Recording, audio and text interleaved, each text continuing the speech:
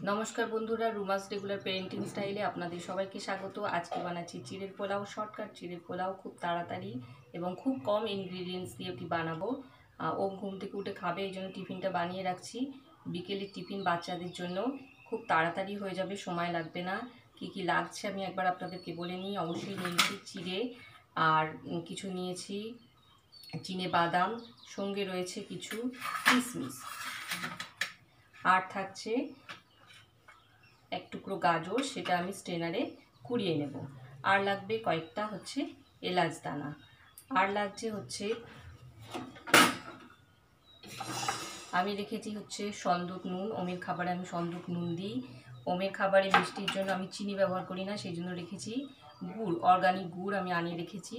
Are रेखेछि होच्छे चिरेर पोलाओर जोन्नो अवश्यई लागबे होच्छे घी, आर एकटु कालारेर जोन्नो देब होच्छे हलुद। এবার আমি রান্নাটা করে শুরু করি। আপনাদেরকে দেখাচ্ছি আমি কত তাড়াতাড়ি রান্নাটা হয়ে যাবে।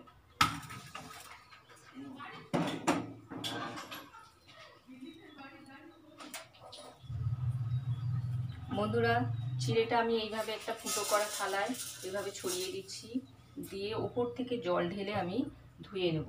কারণ চিড়ে কিন্তু বেশি ধুলে চিড়ে গলে যেতে পারে, তাই জন্য উপর থেকে এইভাবে জল ঢেলে আমি চিড়েটাকে ধুয়ে নিলাম।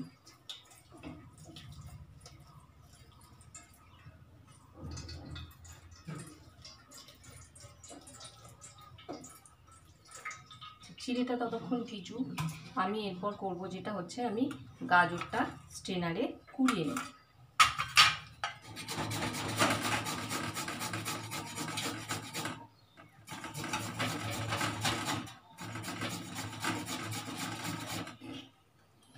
বন্ধুরা, গাজরটা আমি এইভাবে সুন্দর করে কুড়িয়ে নিয়েছি।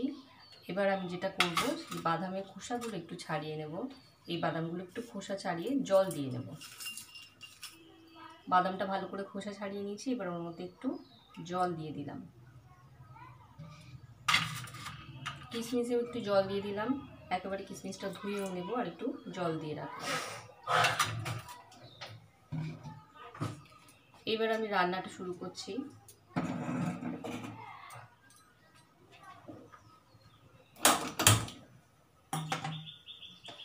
আমি প্রথমে যেটা করব, শুকনো কড়ায় আমি এলাচগুলো ফাটিয়ে এইভাবে একটু ভেজে নেব।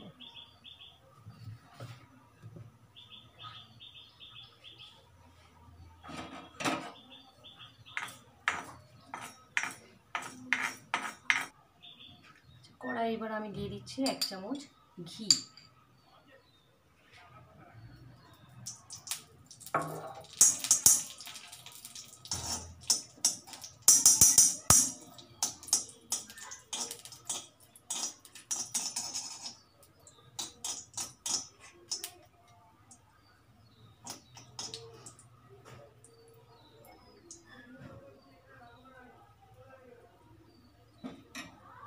ঘি বেশি গরম করতে হবে না বন্ধুরা। আমি এবার ঘিয়ের ওপরে চিড়েগুলো আস্তে আস্তে ছড়িয়ে দিচ্ছি।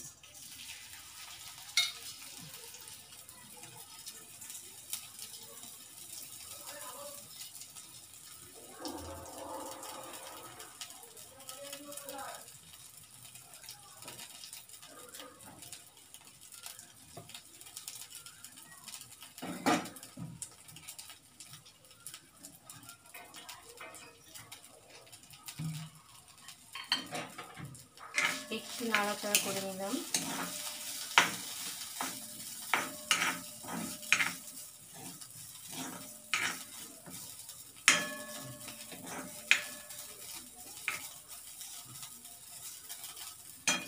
এবার চিড়ের উপর দিয়ে দেবো হচ্ছে যে বাদামগুলো আমি ছাড়িয়ে ভিজিয়ে রেখেছিলাম, সেই বাদামগুলো একটু ভেঙে ভেঙে দিয়ে দেবো। বাচ্চা তো, ওরা গোটা বাদাম হয়তো চিবিয়ে খেতে পারবে না, সেই জন্য একটু ভেঙে ভেঙে দিয়ে দিচ্ছি।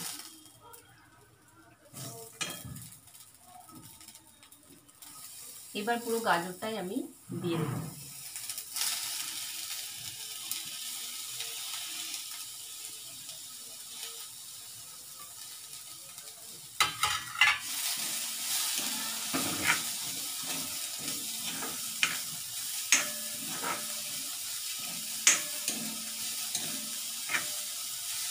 কিশমিশটা ভালো করে ভিজিয়ে রেখেছিলাম, একটু ভালো করে ধুয়ে কিশমিশটা দিয়ে দিচ্ছি এবার এর মধ্যে।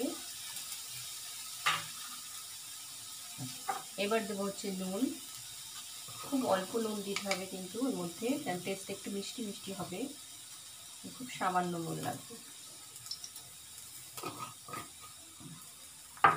আর দিয়ে দিচ্ছি হচ্ছে মিষ্টির জন্য চিনি নয়, আমি গুড় দিচ্ছি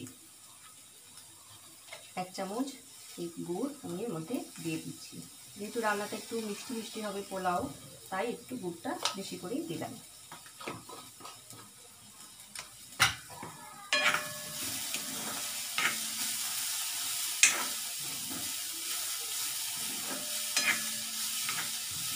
সামান্য একটু হলুদ দেবো, যদিও রং ইতিমধ্যে খুব সুন্দর হয়ে গেছে গাজরের জন্য, হলুদ দেওয়ার প্রয়োজন নেই।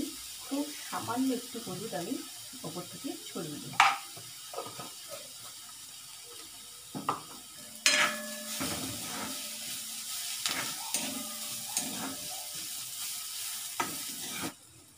বন্ধুরা, আমার চিড়ের পোলাও কিন্তু রেডি হয়ে গেছে। দেখলেন যে কত তাড়াতাড়ি চিড়ের পোলাওটা হয়ে গেল। আর বাচ্চাদের জন্য স্বাস্থ্যকর তো বটেই, এর মধ্যে বাদাম রয়েছে, কিশমিশ রয়েছে, আর রয়েছে গাজর, আর চিড়েও খুব ভালো বাচ্চাদের জন্য, চিড়ে খুব ভালো টিফিন কিন্তু।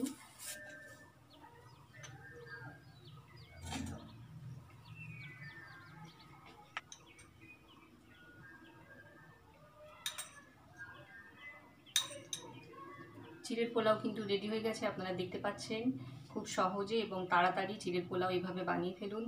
আর কীরকম লাগলো আমার এই রেসিপি আমাকে অবশ্যই কমেন্টস করে জানাবেন, কারণ আপনারা কমেন্টস করলে তবে কিন্তু উৎসাহ পাই নতুন নতুন কিছু দেখাবার। গুড ইভিনিং ফ্রেন্ডস, বিকেলবেলা দেখছেন বসেছি একটু আমলকির আচার নিয়ে, আমলকির আচার খাচ্ছি আর গল্প বই পড়ছিলাম। ওম যেহেতু ঘুমোচ্ছে তাই একটু অবসর পেয়েছি একটু আচার খাওয়ার। এইভাবে আমলকির আচার আমি নিজেই বানিয়ে রেখেছিলাম আচারটা, আপনারাও এইভাবে আমলকির আচার বানিয়ে রাখতে পারেন, খুব ভালো লাগে সময় সময় খেতে। আর বাচ্চারা তো কাঁচা আমলকি খেতে পারে না, ওদের জন্য কিন্তু এইভাবে আচার বানিয়ে রাখতে পারেন, কারণ আমলকিতে কিন্তু প্রচুর ভিটামিন সি আছে, আর ভিটামিন সি বাচ্চা কি বড় সবার জন্য ভীষণ প্রয়োজন। আমি আপনাদেরকে আজকে মহাভারত রচনার গল্পটা শোনাবো। খুব সুন্দর গল্পটা আমি পড়ছিলাম, তাই ভাবলাম আপনাদেরকে একটু শুনিয়ে দিই। ব্যাস ও গণেশ। ব্যাস একজন মহান সাধু ছিলেন। তার ছিল প্রখর বুদ্ধি ও অপরিসীম কল্পনা শক্তি। কৌরব পাণ্ডব কাহিনী সম্বলিত মহাভারত রচনার কথা তিনি চিন্তা করছিলেন, কিন্তু কাজটি খুবই কঠিন, তাই তিনি একজন শ্রুতি লেখকের খোঁজ করছিলেন। কিন্তু কার কাছে যাবেন? তখন তিনি বিশ্বস্রষ্টা ব্রহ্মার ধ্যানে বসলেন। ব্রহ্মা প্রার্থনায় সন্তুষ্ট হয়ে তাঁর সামনে আবির্ভূত হলেন। ব্যাস তার কাছে প্রার্থনা করলেন, হে পিতামহ, আমি মহাভারত রচনার কথা চিন্তা করছি। এমন একজন চাই যিনি শ্রুতি লেখক হয়ে আমায় সহায়তা করতে পারেন। ব্রহ্মা উত্তর দিলেন, বৎস, একমাত্র গণেশই তোমার হয়ে লিখতে পারেন, তুমি তাঁর শরণাপন্ন হও। ব্যাস তখন গণেশের ধ্যানে বসলেন। গণেশ তার সামনে আবির্ভূত হলে ব্যাস বললেন, প্রভু, আমি কি আপনার সহায়তা পেতে পারি? আমি মহাভারত বলি, আপনি লিখুন। আপনার চেয়ে পারদর্শী আর কেউ নেই, কৃপা করে আমায় সহায়তা করুন। গণেশ বললেন, আমি সানন্দে তোমায় সহায়তা করব, তবে একটি শর্তে।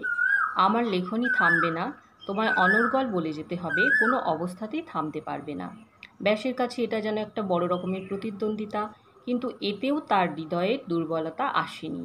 ক্ষণকাল ভেবে তিনি বললেন, বেশ, আমি আপনার শর্তে রাজি, কিন্তু আমারও একটি শর্ত আছে, সম্পূর্ণ অর্থ না বুঝে আপনিও লিখতে পারবেন না। গণেশ এতে রাজি হলেন। তাঁর ছিল সূক্ষ্ম বুদ্ধি এবং দ্রুত অর্থ বোঝবার মতো অপরিসীম দক্ষতা। প্রতিদ্বন্দ্বিতা শুরু হলো। ব্যাস দ্রুত লয়ে ছন্দবদ্ধ অপূর্ব শ্লোক বলতে লাগলেন এবং গণেশও বেশ খুশি। একসময় ব্যাসের সমস্যা দেখা দিল। শ্লোক রচনার সঠিক শব্দ ব্যবহারের জন্য মাঝে মাঝে বিরতি প্রয়োজন হলো, কিন্তু গণেশ তাকে বলার মাঝে বিরতি দিতে রাজি নন। তখন ব্যাস এক উপায় বের করলেন। যখনই তার বিরতি প্রয়োজন হলো, তখনই তিনি খুব কঠিন শ্লোক রচনা করতে লাগলেন। খুব মনোযোগ সহকারে অনুধাবন করলে তবেই তার অর্থ বুঝতে পারা সম্ভব। এমনকি বিজ্ঞ গণেশেরও শ্লোকের সম্পূর্ণ অর্থ বোঝবার জন্য সময়ের প্রয়োজন হলো, তাই লেখনী থামিয়ে তাকেও ভাবতে হচ্ছিল। আর এই সুযোগে ব্যাস পরবর্তী শ্লোক মনে মনে তৈরি করে নিলেন। এভাবেই সুবিশাল মহাভারত প্রকাশিত হলো, যা পাঠে আজও আবাল বৃদ্ধ বনিতা সকলেই পরমানন্দ লাভ করছে। বন্ধুরা, গল্পটা আপনাদের কীরকম লাগলো আমাকে জানাবেন। আর আমলকির আচার, সেটা তো আমি আপনাদের সঙ্গে শেয়ার করতে পারছি না, সেটা আপনারা নিজেরা বানিয়ে খাবেন। আজকে যাওয়া এখানে শেষ করছি। Tata, good bye.